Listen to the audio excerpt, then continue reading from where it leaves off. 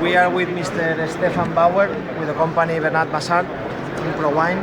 Can you tell us the importance of the Spanish wines for a company such important as Bernard-Massard? Yeah, Spanish wines in general in the German market have become more important in recent years, and they are number 3 in terms of sales volume when it comes to imported products. So number 1 would be France, number 2 would be Italy, and Spanish wines would be number 3 for us. They also are quite important as a part of our portfolio, which is very international oriented. We have wines from almost all overseas countries, be it Chile, Argentina, or Australia, South Africa, or California. And within that portfolio, Spanish wines are an important part. And we carry, as I told you before, wines from many different regions in Spain, not all regions of course, but the most important ones for us are Rioja in the first place, La Mancha, Jumilla, Conca de Barbera, and you see what else, Cariñena, for example. These are Navarra, not to forget. These are important regions for us because customers here in Germany are looking for these Spanish wines, so you have to have a selection, mainly quality-wise in the range of as a joven, as a young wine, or with the terms crianza, reserva, gran reserva. Those are terms people are familiar with in Germany and looking for when it comes to Spanish wines. How do you see the future of wines from Castilla-La Mancha? Castilla-La Mancha, I think it's a kind of it's certainly the biggest wine growing region, not only in Spain but worldwide, and thus there's huge potential. And I think they just have started to dig it up or unearth their potential. So we see some very interesting developments or hear good things about the progress in La Mancha, going away from a mass producer for the basic wines or base wines, for example, for sparkling wines, which we also do import from Spain for our sparkling wine production. But quality-wise, the bottled wines from La Mancha are becoming more and more interesting, and they start to turn a little bit their vineyards in terms of vineyard management, changing that, and vinification process. So you hear some interesting things. So I think with the big area they have under production and a stronger focus on quality, it's going to be a region which you're going to hear more in the future here in the marketplace. Mr. Bauer, do we need to do anything specific as producers, as wineries in Castilla-La Mancha, to offer better labels, better cork or screw caps, or what kind of specific things do you think we need to focus in order to please a company like Bernard-Massard and the German market? It's fairly easy. Everything which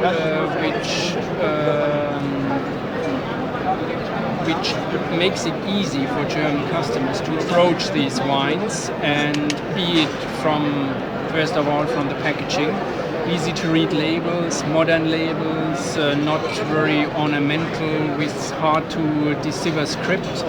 You don't need that, so you have to make it easy and put the most important words in big letters, like the terms crianza, or if it's a reserva, or it's a joven, the vintage has to be on the label. And I think with that, maybe the grape variety, if you go for a varietal character of the wine, the grape variety should be on the label. All these things, but modern, easy to understand labels, that's the first step. And secondly, wines which don't have to be cellared for years in order to be tasted or drunk. So it should be wines which are already approachable when they come to the market. Certainly with Crianza Reserva you need to have a certain cellaring time. That's natural because of the law.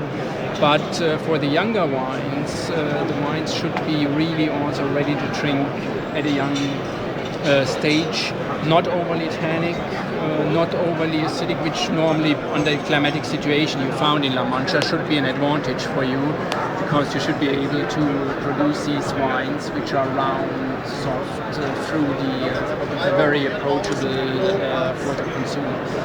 One last question. Germany is a very important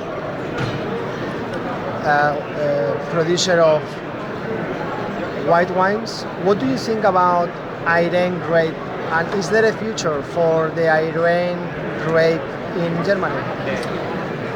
We've seen a little bit more interest in the white wines also in Germany, not only for the red ones. And Irene in the past probably was certainly a little bit overlooked, or it worked a little bit to a disadvantage for this grape variety, that it was also the base for this huge production of simple vino della terra or base wines for the sparkling wine industry.